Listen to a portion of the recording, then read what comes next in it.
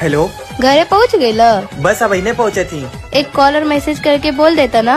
वो कहा ना, आदत ना हम सब का। तो आदत डाल ल। अच्छा बेबी सॉरी, अब हम कह दे कॉल। हाँ ये भइल ना बात। वैसे अच्छा लगल हमके। का अच्छा लागल? अच्छा लागेला हमरा कि तू हमारा पे हक जतावे लो। तू हमार हव तो हक का पड़ोसी पर जताई। अरे नाना बिल्कुल नहीं, तोहार हक बा।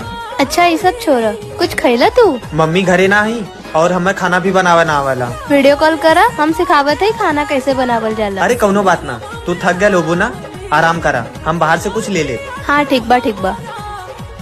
कुछ कहला का तू? नहीं हम तो कुछ ना कहनी है। अच्छा हमके लगला आई लव यू बोलला तू।